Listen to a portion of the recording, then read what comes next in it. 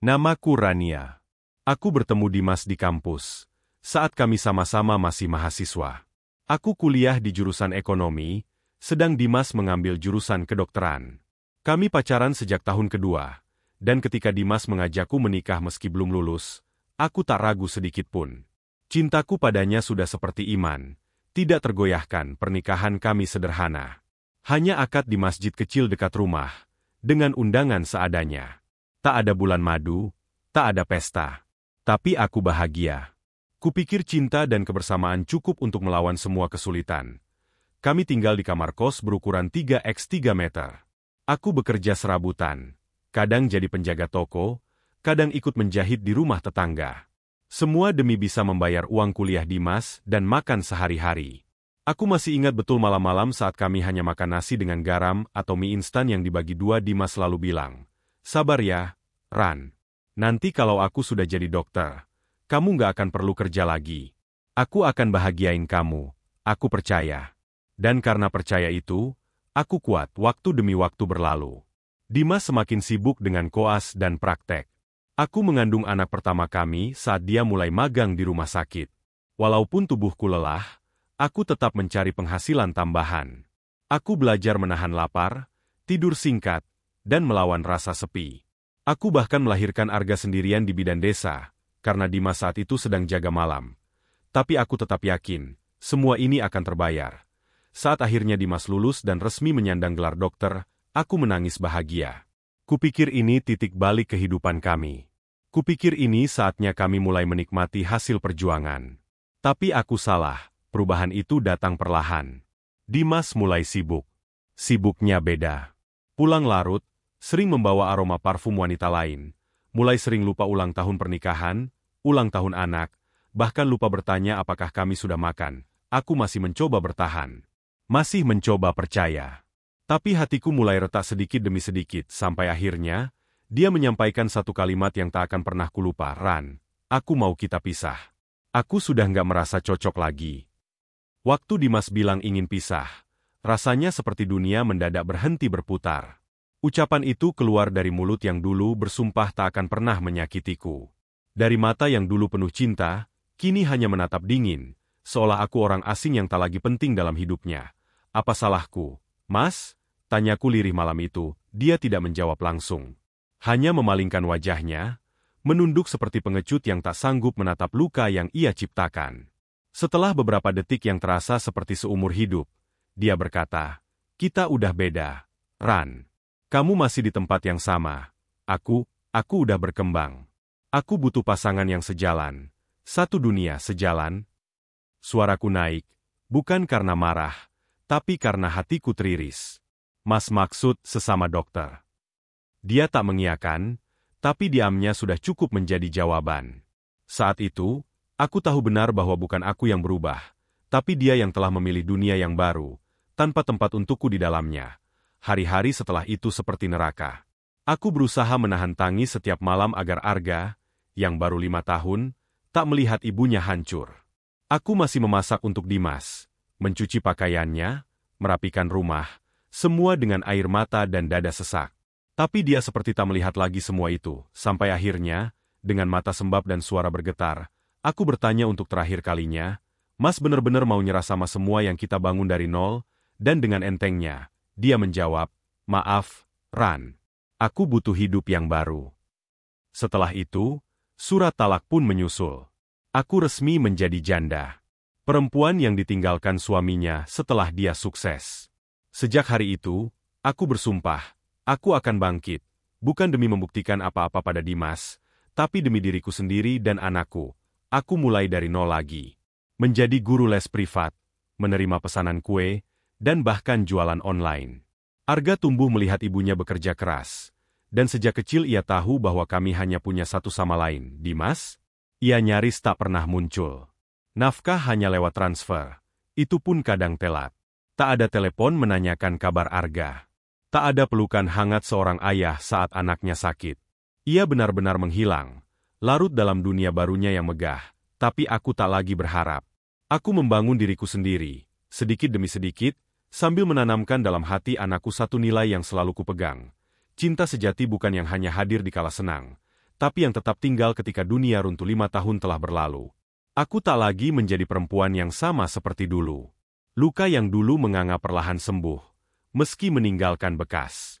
Aku belajar berdiri sendiri, tak lagi berharap pada seseorang yang meninggalkanku saat aku paling rapuh. Arga tumbuh menjadi anak cerdas dan bijak melebihi usianya. Ia tahu ayahnya pernah ada, tapi juga tahu siapa yang tetap tinggal di saat segalanya runtuh. Kami hidup cukup.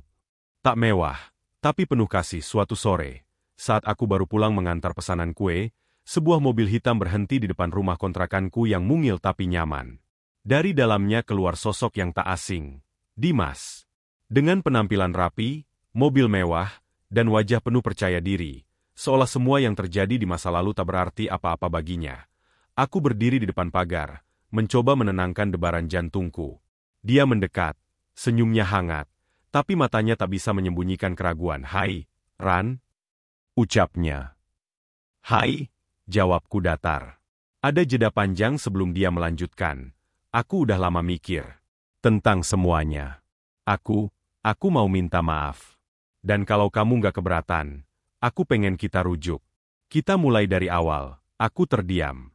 Kata-katanya menggema di kepalaku, seperti film yang diputar ulang, tapi kali ini aku bukan lagi pemeran wanita yang menangis dan memohon agar tak ditinggalkan. Sebelum aku sempat menjawab, Arga keluar dari dalam rumah. Bocah itu sudah berubah menjadi remaja kecil dengan pandangan tajam dan sikap dewasa. Ia melihat ke arah Dimas, lalu ke arahku. "Ma, siapa dia?" tanyanya. Aku menelan ludah, lalu menjawab pelan. "Ayahmu." Arga mendekat, menatap Dimas lekat-lekat. "Ayah? Yang selama 5 tahun cuma ngasih uang lewat ATM? Yang gak pernah datang pas aku lomba, pas aku demam tinggi, pas ibu nangis diam-diam di dapur?" Dimas tampak terguncang. Ia mencoba tersenyum. Ayah minta maaf. Ayah salah. Ayah pengen mulai lagi. Kita bisa jadi keluarga lagi, Nak." Tapi Arga menggeleng pelan. Matanya mulai memerah, bukan karena rindu, tapi kecewa yang terlalu lama tertahan. "Maaf, tapi ayah salah alamat. Keluarga aku cuma aku dan ibu. Kami baik-baik aja. Dan gak butuh orang yang datang cuma pas nyaman doang." Dimas terdiam. Seolah ada tamparan keras tak kasat mata yang menghantam harga dirinya. Aku melihat itu semua, dan saat itu aku tahu, aku tak perlu lagi melawan. Karena kebenaran kadang tak butuh suara keras. Cukup kejujuran seorang anak yang tumbuh dalam luka dan cinta yang nyata. Udara sore terasa berat. Dimas berdiri kaku, seperti tak percaya pada apa yang baru saja didengarnya. Kata-kata Arga menggema di halaman kecil rumahku. Lebih tajam dari pisau, lebih pedih dari caci maki. Aku memandangi wajah Dimas. Dulu wajah itu adalah rumah. Kini hanya seperti sisa reruntuhan masa lalu. Matanya berkaca-kaca, tapi aku tak bisa merasa kasihan. Mungkin ini pertama kalinya ia benar-benar mendengar suara dari hati yang pernah ia tinggalkan. "Aku nggak nyangka, kamu bisa ngajarin anak kita buat benci sama ayahnya sendiri," katanya pelan. Aku mengangkat alis, perlahan melangkah maju. Aku nggak pernah ngajarin Arga buat benci siapapun. Justru aku selalu bilang kamu ayahnya. Tapi kamu sendiri yang bikin dia kecewa. Anak itu nggak butuh cerita, Mas. Dia melihat sendiri, merasakan sendiri. Kamu pikir anak-anak nggak bisa menilai? Dimas menghela napas, memegangi keningnya, mungkin berharap semua ini hanya mimpi buruk. Aku pikir aku masih punya kesempatan. Aku juga dulu pikir kita akan bahagia selamanya. Jawabku datar. Tapi hidup ngajarin aku satu hal penting. Cinta itu bukan cuma soal janji, tapi soal siapa yang tetap tinggal saat segalanya sulit. Arga berdiri di sampingku, menggenggam tanganku erat. Ia tak menangis, tapi matanya berbicara banyak. Tentang rindu yang tak pernah tersampaikan. Tentang harapan yang ia kubur dalam-dalam. Tentang luka kecil yang ia balut sendiri dengan ketegaran. Dimas menatap kami berdua. Sebuah keluarga kecil yang sempat ia tinggalkan karena mengejar sesuatu yang lebih gemerlap. Tapi yang kini berdiri di depannya bukan lagi wanita lemah yang dulu ia tinggalkan. Dan anak kecil yang dulu ia abaikan kini tumbuh jadi sosok yang lebih tegas dari yang ia bayangkan. "Kamu tahu, Mas," ucapku akhirnya, tenang namun menghujam.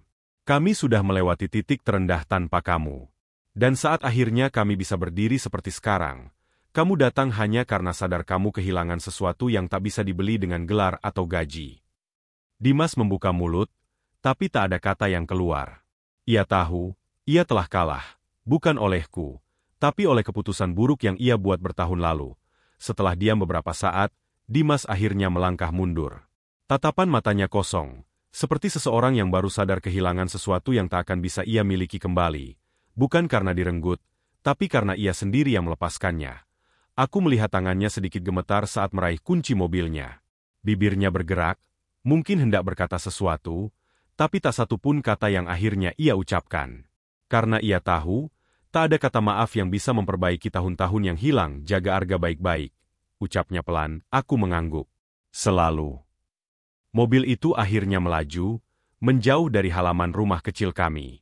Tapi tak ada rasa sedih, tak ada air mata. Yang ada hanya kelegaan.